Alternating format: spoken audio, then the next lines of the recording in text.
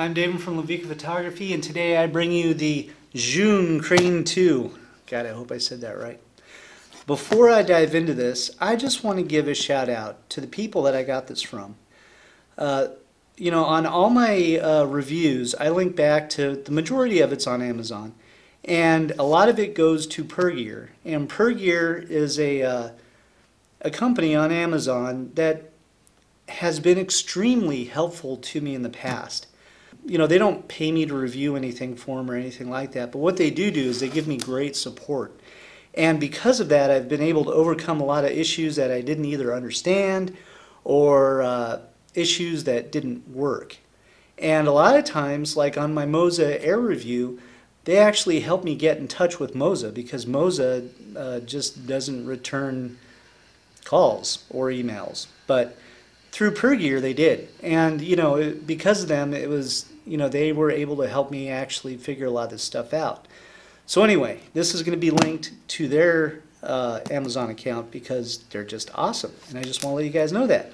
And actually I think out of all the camera sellers on Amazon, they're probably one of the most trusted. But anyway, back to the review. So the Zhiyun Crane 2, I put this back in the box so I could kind of pretend like I was unboxing this for you. I've actually had this for like 3 weeks. Let's dive into this really quick. The case. The case looks like Samsonite luggage. When you open it up, it's got these little divided pockets. The funny thing though is they don't really have a pocket for the manual, so I guess you don't need it. So anyway, then you have a strap for the actual case if you decide to use it. And maybe someday I will. The one thing that's kind of cool about this is it comes with a 18650 charger. This runs on 18650s, runs on 3 of them, and I'll get into that in a second. For the charger, it comes with a micro USB cable, and this is the same charging cable that you use for Android cell phones. But the funny thing is if you have an Android cell phone, of course you've got the wall charger to plug it into the outlet, which is good, or you can charge it up off of your Android cell phone cable, which again is good, but their apps seem to prefer Apple, which really drives me nuts. But anyway, we'll keep going with this. And so the gimbal itself, the cool thing about the way this sits in here, unlike the Moza Air, is that you can pull it out and it's already together. You don't have to put the batteries in it or anything like that. You can pretty much just leave them in there. But the batteries do go in the grip right here, and it's 3 18650s, and I like the fact that this uses 18650s because I use 18650s in a lot of other stuff. And 18650 seems like an uncommon battery if you're not used to it, but really these are in everything. Every drill that you've ever owned runs off of 18650s. A lot of bigger laptop batteries are 18650s running in a row, and Teslas run off of 4000 18650s. So yeah, really kind of the battery of choice. That I do like. As you can see, as I'm screwing this on, this has got a really fat grip, and that is what I love the most about this gimbal. It sounds stupid, but having this fat grip versus the thinner one of the Moza Air allows you to hold this for a longer period of time, and that to me is just awesome. Now the other thing too is this one comes with tripod legs automatically. These legs are very nice, very stout. And then the other thing that's in the case as well are the cables, connection cables. Now this one has it for Panasonic, for the GH4, GH5, probably the G9 as well, and for Sony, particularly the A7S, but I also noticed that it works fine on the A7, A7R, A7 II, most likely the A7 III. On Sony, the only thing it allows you to do when you're hooked up is it allows you to record video and take a picture. But on the gimbal itself, this little port right here, if you're a Sony user, you can get a dummy battery that can plug into this, and this will extend the life of your Sony A7 S, A7R, whatever, you know, all the, everything but the A7R III, basically. But that will allow you to use the dummy adapter in there. So that's kind of cool. And then you can record and you can take photos from the gimbal, handy. Now on Panasonic, pretty much the same thing. You can record and take photos. That's pretty much about it. On Canon, this supports the 5D 2, 3, and 4, and pretty much supports it fully to where you have this follow focus wheel that actually will work, I guess, if you're using the proper lens. And then you can also change your modes, your aperture settings, that sort of thing from the grip. So definitely a lot of Canon support for you Canon users. Alright, let me get close up and personal with this gimbal because there's a few things here that are very cool. This tripod plate, it's not a Manfrotto style tripod plate, it's an actual Manfrotto tripod plate, which I thought was very cool. And the other thing that's really nice is they have these little levers in the front that allow you to push this up if you're using a bigger camera. That way it'll help support the lens a little bit more. So that I really like as well. And the fact that they're already on there and you don't have to set that up later, I think is actually very cool.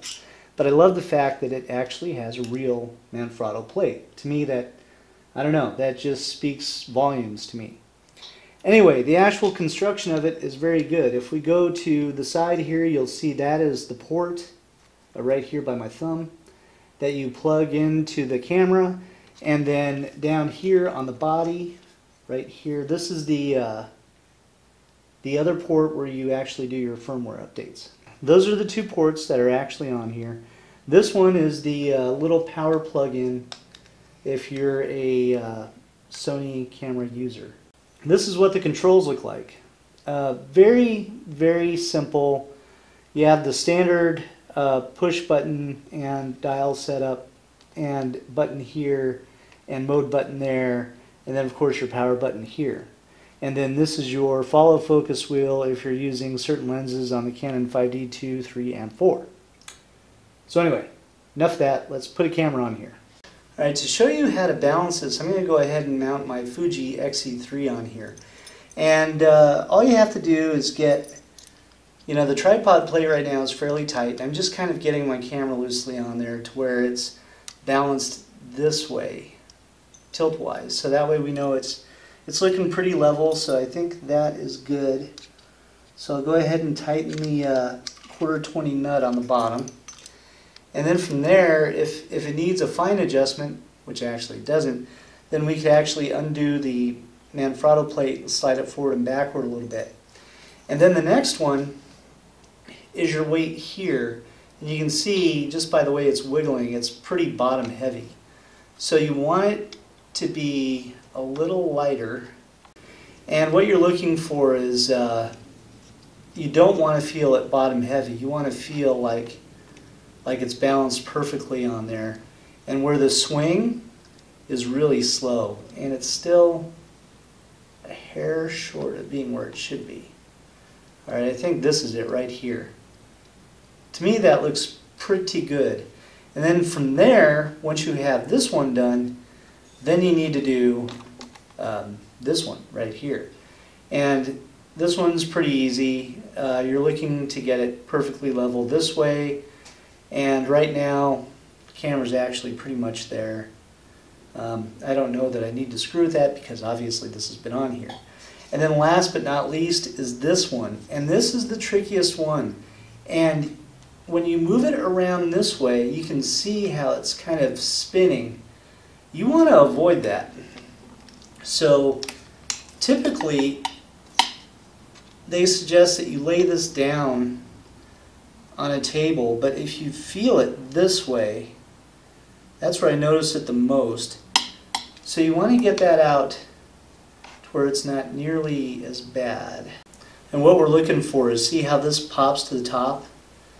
We want it to be like fine on the side here. So this still needs to come this way quite a bit.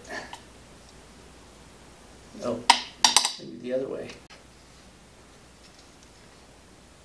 Okay, right there. So now you can see this is back here like this. That means that you actually have that balanced correctly. So at this point, now you can actually turn it on. And let me get this forward here. Alright, so if you switch cameras and you turn this on and this thing is vibrating like mad, then you need to go in and change your motor. And in the menu, it actually says motor, and then it says light, medium, and heavy. So it depends on what kind of camera you got on here. This particular setup is going to be light. My A7R with my 28mm lens is light. My OMD EM1 Mark II with an adapted 18 to 35 lens, that puts it in the medium range because that's adding a little bit more weight to it. If I run my A7R with microphone and the 28mm or the 85mm, then it's definitely medium. And then my Canon 5DS, now remember, this thing can actually handle like 7 pounds, 3.2 kilograms, which is quite a lot of weight. So my Canon 5DS with my 24 to 35 Sigma f2 is really heavy. But once you get everything set up, this is what I love about this. You can literally take this and go to the bottom and come back up. And I mean, just the fact that you can do that so easily just blows my mind. And really smooth motor action. I've got these slowed down a little bit that I did through the app just to make it a little easier on me. But I prefer to use this in follow mode for most of the time, and simply because the movement is just so damn smooth. So this is what it's like actually using this out in the field.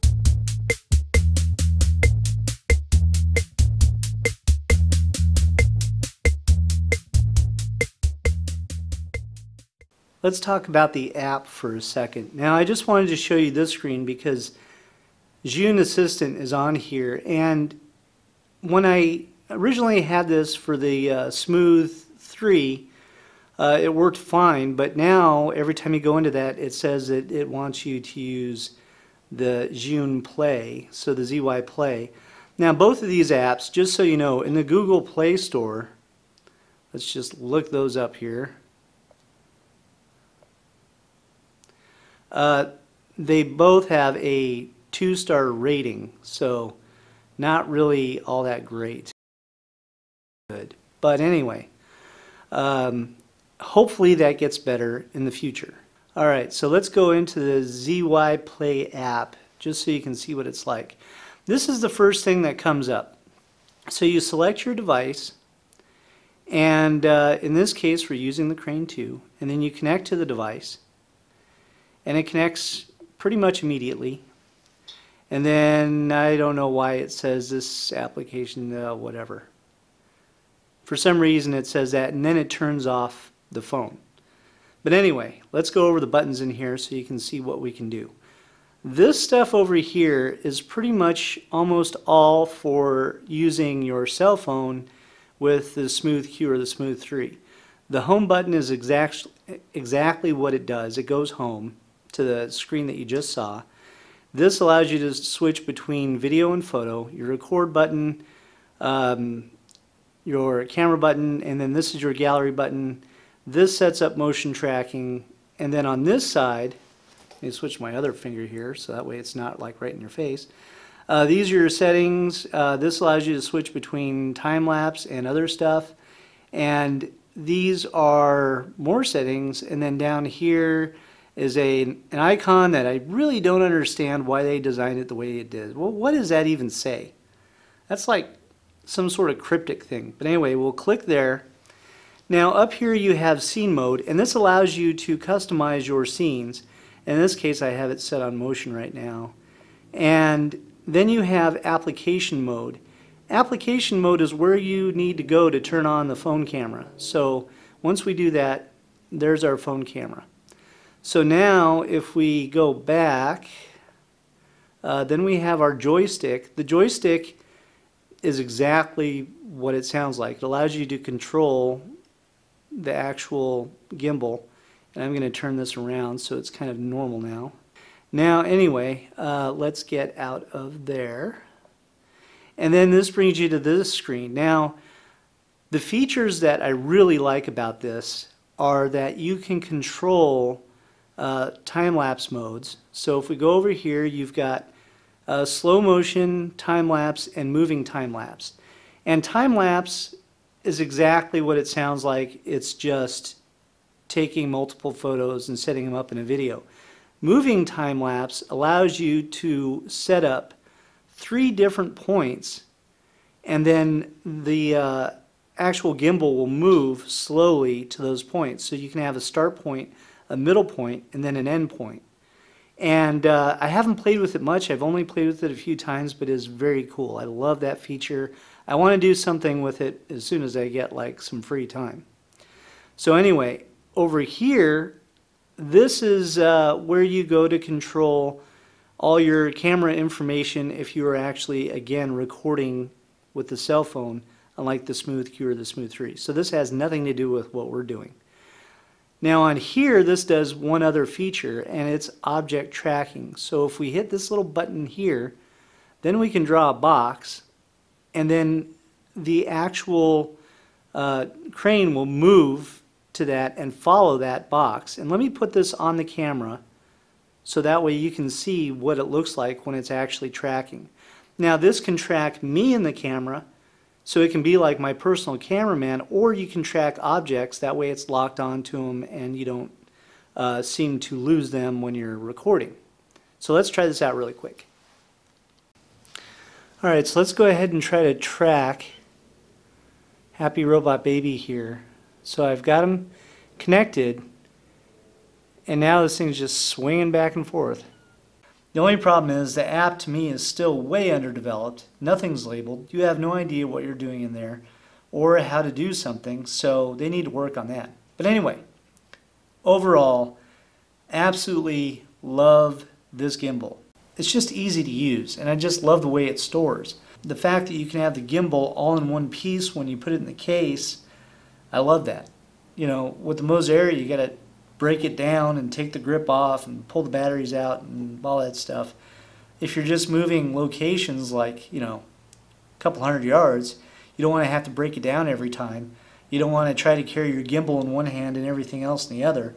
So, you know, to me it's pretty well thought out. They just need to work on the app a little bit. Once they get there, I think it will be absolutely amazing. So anyway, hope you guys like this review. Give me a thumbs up, leave me a comment. Otherwise, we'll talk to you guys later. See ya.